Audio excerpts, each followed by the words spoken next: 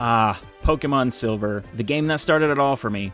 Well, that's not entirely true. If you know me, you know that I'm not super young, and that Yellow was actually my first game, but Silver is really the game where my love for Pokemon exponentially took off. Between Pokemon Silver and the movie 2000, I developed a deep love for Lugia as a Pokemon and the franchise overall. The backstory of the creation of this legendary beast has always fascinated me, as well as the fact that it was never even supposed to exist past the movie 2000. As far as the creator of Lugia was concerned, it was meant to make an appearance there and never return again. Anyway, as much as I might want to, we're actually not here to talk about the origins of Lugia today, but rather the fact that it has one of my favorite shinies in the entire franchise. So much so that I recently tasked myself with the insane challenge of hunting Lugia's shiny form in every game that it's available in without needing gimmicks to get it. If you're not aware, put simply, shiny Pokemon are different variants of Pokemon that have different coloration to what is usual for its species. Shiny Pokemon are not super common. In fact, there are mathematical odds calculated for finding any given shiny in a game it's available in. In fact, in the early Pokemon games, the odds of finding any given shiny Pokemon during an encounter with it are 1 in 8,192 encounters,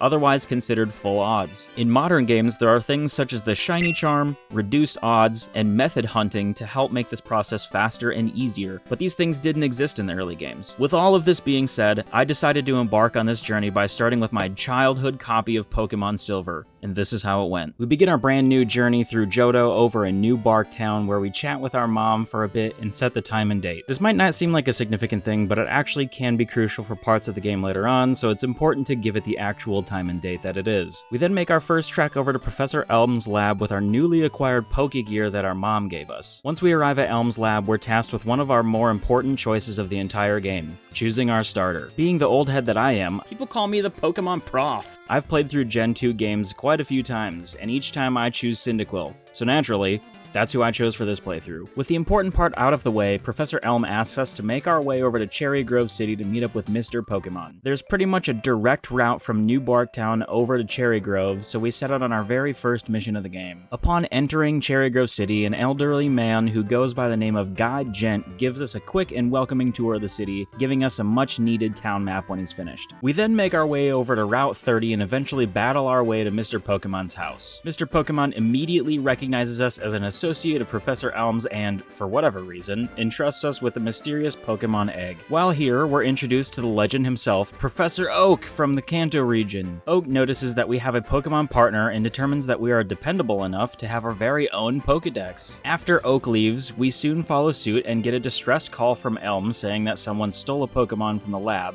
and that we need to hurry back to help investigate. Upon reaching the east side of Cherry Grove, we are ambushed by a mysterious boy who we will soon find out is our Johto rival. He questions us about our Pokemon from the lab, calling us a wimp, what a jerk, and continues to instigate to the point of a Pokemon battle. The mysterious trainer sends out Totodile. What a convenient type advantage he has over us. But no worries, it doesn't seem to know any water-type moves quite yet. This battle mostly consists of a lot of tackles and scratches back and forth between the two Pokemon, and, of course, the Totodile lands a crucial critical hit which ends up losing us the battle. The trainer snarkily remarks that it was a waste of his time and that he's going to be the greatest trainer in the world. He soon takes off, and we're left there wondering what the heck just happened. When we eventually make our way back to Professor Elm's lab, a police officer is questioning the professor, and it turns out that one of his rare Pokemon has been stolen by a young man with long red hair.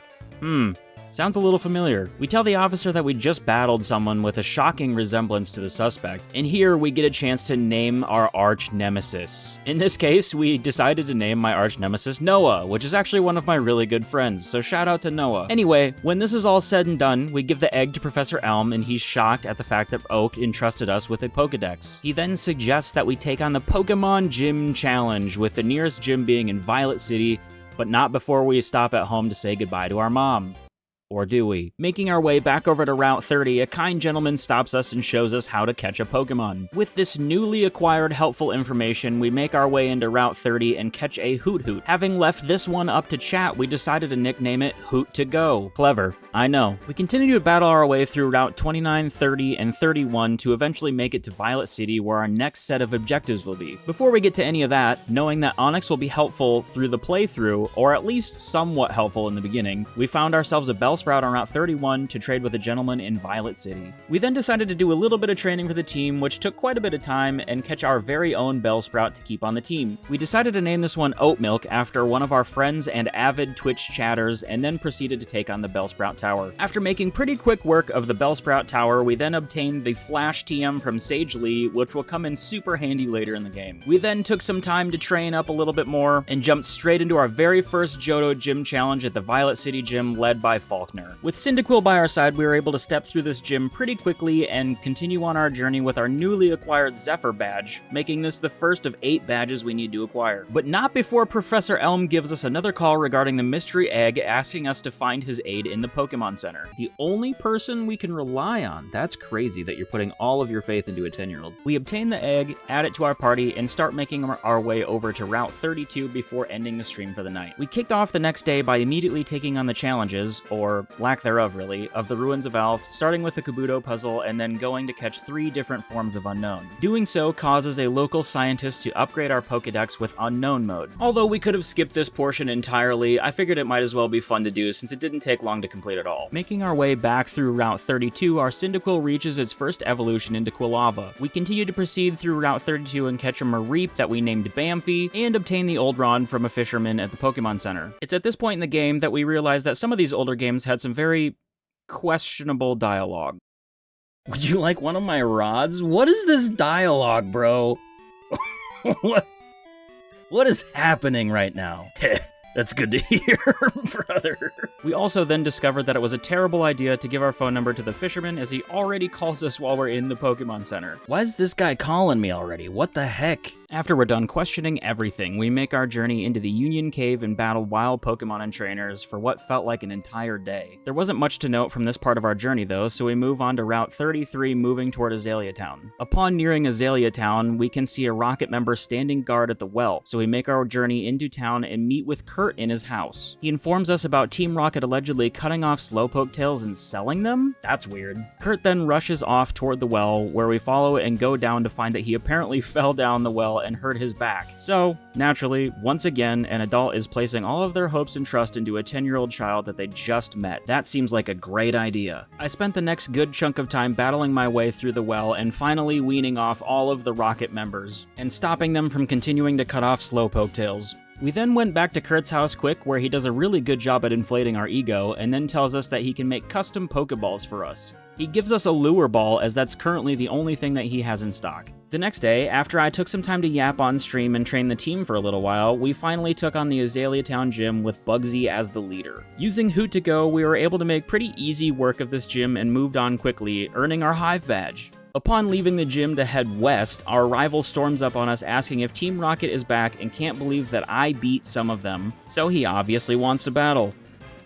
And we lost again. But we didn't stop there. Upon trying again, we came out victorious. After beating our rival, we journeyed west toward the Ilex Forest, where we find the Azalea Charcoal Kiln Apprentice that is too scared to chase around a Farfetch that wandered into the forest. As per usual, we do the dirty work for him and are thanked by his boss afterward with HM Cut, which is an absolutely crucial move to have for progression in the game. We then continue to make our way through the rest of the forest up toward Route 34 when our egg finally hatches into Baby. Other than that, not a whole lot happened on Route 34 other than some trainer battles and experience grinding, so we finished the night healing up in Goldenrod Pokemon Center. We kicked off the next stream by, let's deposit Baby. That's interesting. I don't know about that.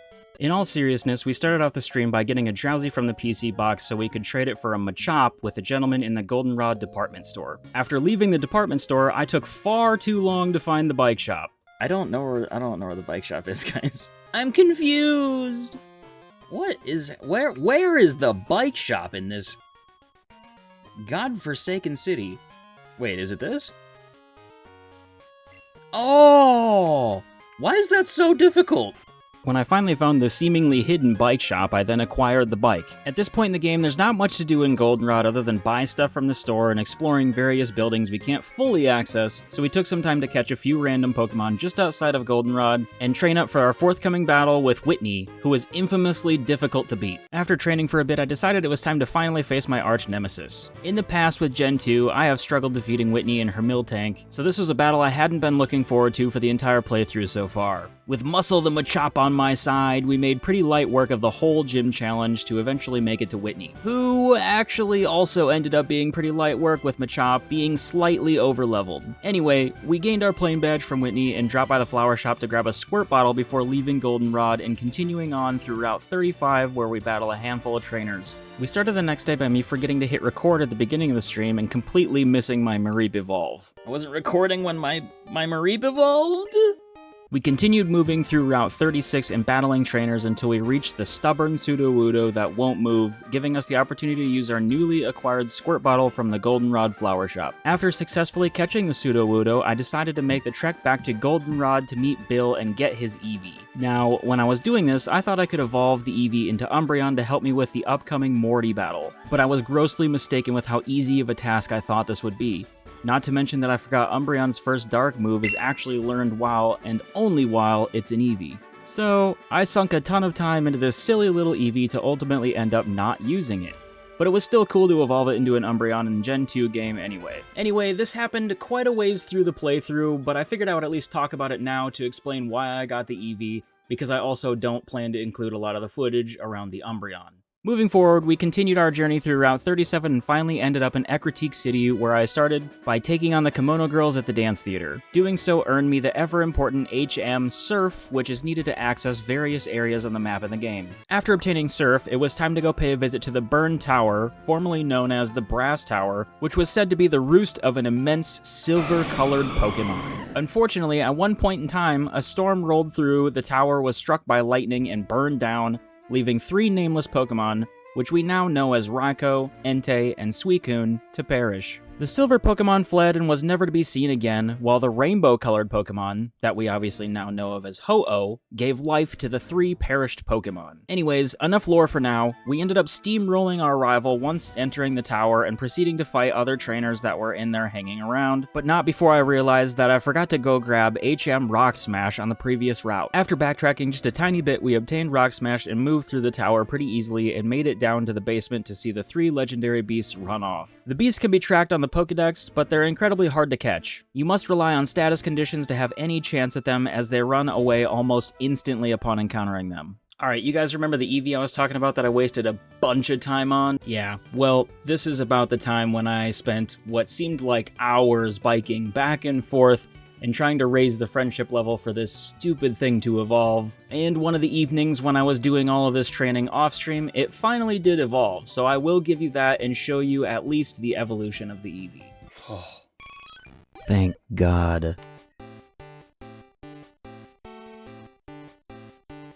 Holy crap, this took way too long. Oh my god. I've been grinding for this evolution for hours.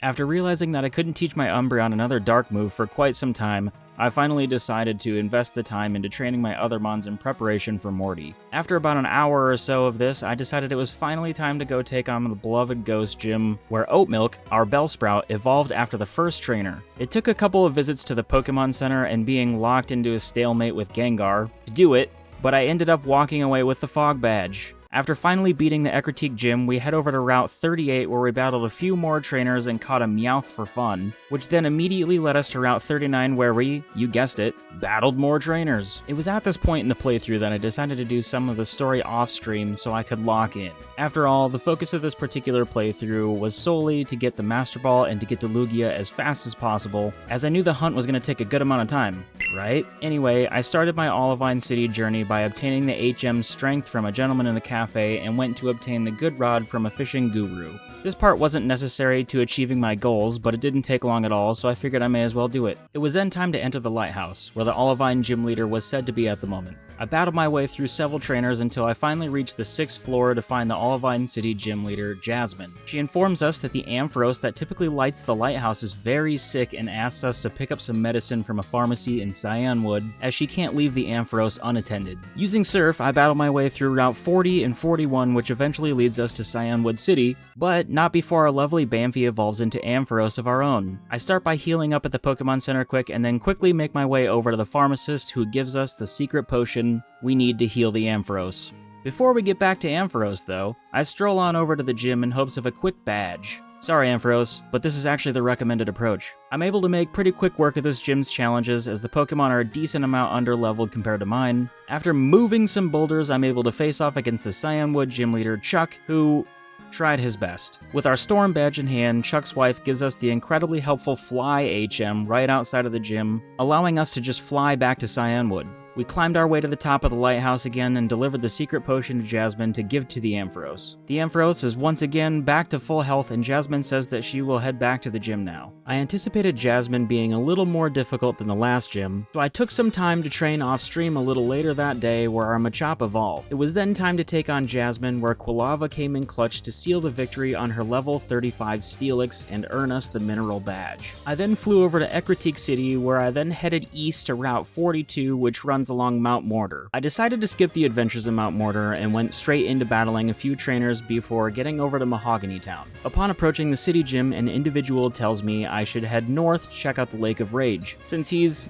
blocking the gym, I do just that and head off to Route 43 to battle some more trainers and eventually make it to the lake. There, a local tells us that they thought they had just seen a mysterious red Gyarados.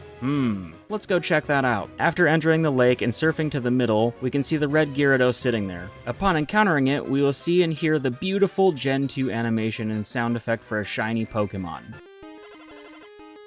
Let's go, shiny. Let's hope this won't be the last time we hear that. I battle the Gyarados just enough to be able to easily catch it in an Ultra Ball and officially catch my first shiny of the game, even though it's a guaranteed one. Let's be honest, we'll take any win we can get with these older games. After hitting land again, a man introduces himself as Lance, a trainer just like us. Yeah, okay Lance, and asks us to help investigate. There seems to be a mysterious radio broadcast coming from Mahogany Town that's making all the Magikarp evolve into Gyarados. I then head over to Mahogany Town to join Lance in battling our way through the Team Rocket hideout. There's a couple floors of this until I finally get the necessary super secret passwords to enter the executive room and battle one of the executives. After beating Giovanni, he runs off saying that he needs to inform the others. Once I backtrack a bit, I'm cornered by what should be a 2-on-1 fight with the Rocket members, but Lance shows up just in the nick of time to make it a 1-on-1 instead. After beating one of the members, she states that Team Rocket is not concerned about what happened here, as they apparently have bigger plans and that their experiment was a success. Lance and I now divide and conquer the 6 Electrode that are powering the generator, which stops the distribution of the radio signal coming from the tower. Lance then gives us HM Whirlpool, which will be incredibly useful in our efforts to reach Lugia later on. After leaving the hideout, I go heal up and head straight to the Mahogany City gym with Price as the leader.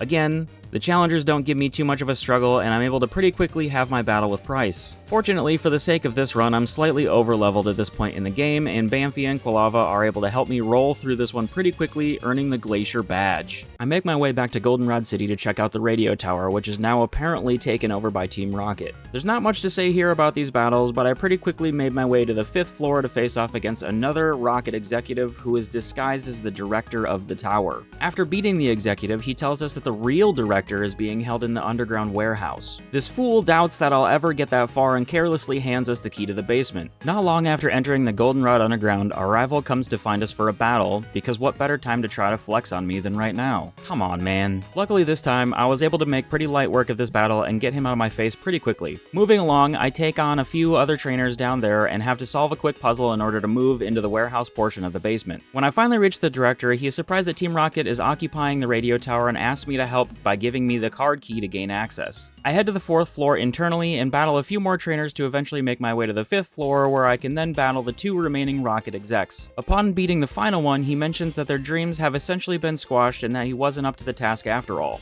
After going through the denial phase and accepting the fact that a 10-year-old just absolutely destroyed him, he mentions that he will disband Team Rocket like what had happened 3 years ago. When Team Rocket finally flees, the director comes up to meet us and gives us the Silver Wing. Now at this point in the game, I could actually go see Lugia right now. With the Silver Wing in hand, we could head right over to the Whirl Islands and start our encounters. But with this being my very first full odds shiny hunt, especially a legendary Pokemon, one that I really like, I'm not going to take any chances. I want to guarantee it and get the Master Ball, which we obtain after beating the 8th gym. With that being said, it was time for me to fly off to Mahogany Town and then head east through the Route 44 to the Ice Path. The Ice Path is filled with various little puzzle spots where you have to slide in a certain direction and move boulders to get to a desired spot. In this case, I did admittedly use a guide, side so I could get through this part as quickly and efficiently as possible, otherwise I do normally really enjoy these little puzzles. Even so, it still took me about 20 minutes to get through the ice path just because it was pretty lengthy and there were a ton of random encounters. But alas, afterward I was off to Blackthorn City where I healed up quick and went straight to the gym to start the challenge. After defeating several cool trainers and moving more boulders, I finally made it to Claire, the Blackthorn gym leader. Claire specializes in dragon Pokemon. While I didn't have a whole lot that was super effective here, I didn't think it would be too tough of a time either way. That was a bit bold of me as the battle ended up being a little bit tougher than I thought, but even though she pushed me into my last few Pokemon, I was able to come out on top first try. After beating Claire fair and square though, she says that I'm still not ready for the Pokemon League and tells me that I should take the Dragon User Challenge inside the Dragon's Den right behind the gym. In order to complete that, I must go there and bring back a Dragon's Fang. Until I do that, Claire won't give me the gym badge that I just rightfully earned. Seems kinda rough, but whatever. I quickly healed up and surfed my way over to the Dragon's Den. Luckily for us though, once inside there wasn't too many difficult pathways or anything. I had to use Whirlpool to gain access to one of the areas I was in, then immediately able to find the Dragon Fang. Upon picking it up, Claire shows up out of the blue and finally gives me the Rising Badge, my 8th and final gym badge. At this rate, I was getting quite antsy and flew straight over to New Barktown to go meet up with Professor Elm and get the Master Ball. It's finally time. With that, I flew over to Cyanwood City and surfed my way over to the Whirl Islands. I was getting so close. Using Flash, I was able to make my way through the winding Whirl Island map to finally get our target.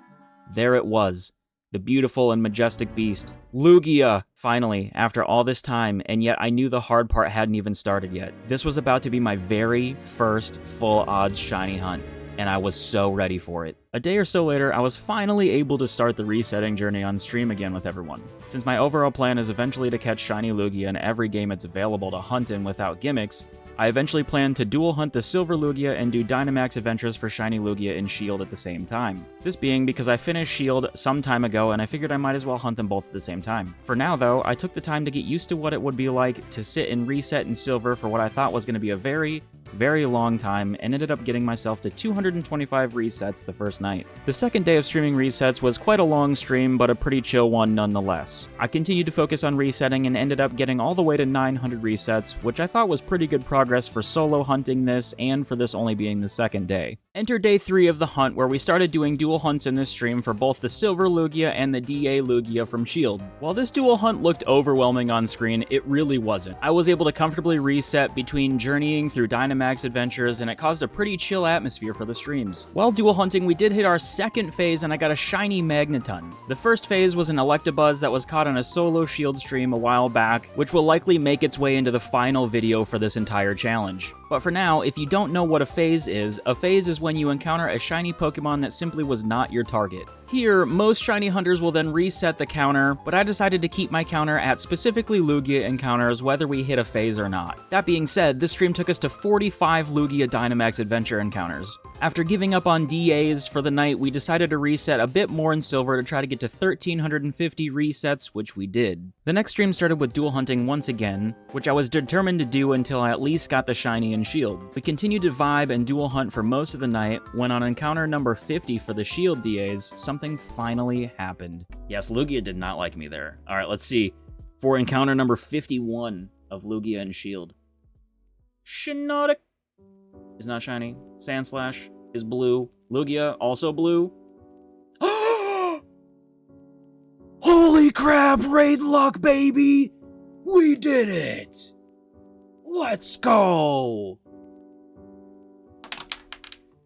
Despite Lugia being specifically mean to me in the raid, we hit the elusive pink Lugia right after a massive raid on Twitch. The timing for this one was pretty impeccable. I was noticeably pumped up for this being the first shiny of the challenge. One can only imagine what I would be like if I ever found the shiny in Silver. I then kept the shiny Lugia up on stream while getting to 1,600 resets in Silver, and before we called it quits for the night, I had to take my newly acquired friend for a walk to see its true beauty. Look! Yippee! Yay! The next stream was pretty chill as usual, but nothing serious happened in terms of the hunt. We did, however, manage to hit 2,000 encounters, almost a quarter of the way to odds. At this point, I was super happy with our progress and eager to jump into the next stream to reset some more. Over the next few days, we did an awful lot of yapping and joking, and we finally managed to make it to 3,600 encounters. We were getting so close to half odds that I could feel it, and it was something that I hope to accomplish in the next couple of days. However, I had no idea what was in store for me that coming weekend. All of this brings us to Sunday, March 9th, 2025. A calm day when I decided that when my son lay down for a nap, I would pop onto a random Sunday stream and reset for a while in hopes of getting closer to half odds. I even mentioned in this stream that I would do a little bit of work off stream to get to half odds if I wasn't able to get there during the session. How naive I was at this time. Jump ahead to what was about to be encounter 3,636. Spoiler alert, I was not expecting or prepared for what was about to happen just 7 minutes into this stream. But yeah, I'm currently running through Silver really quick on my virtual console, so hopefully I'll be dual hunting this at the end of the week, but we'll, Oh my god! Oh my god! Oh my god! Oh my god!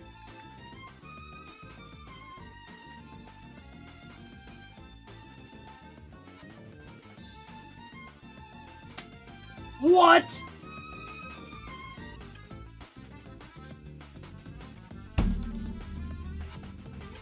The sparkle had caught my eye when I was looking at another monitor, and I don't think I've ever been so surprised in my life. We got shiny Lugia in silver in under half odds! I seriously and frankly still cannot believe it to this day. What an absolutely incredible journey and a wonderful way to spend my first full odds hunt. Despite the countless hours that I put into the playthrough, the hunt, and especially this video, I'm definitely very sad that the road has come to an end. But that's only for one shiny Lugia baby, and we're trying to catch every single one of them in every game it's available in without needing gimmicks to get it. And after watching this video, I hope you join along on the adventure.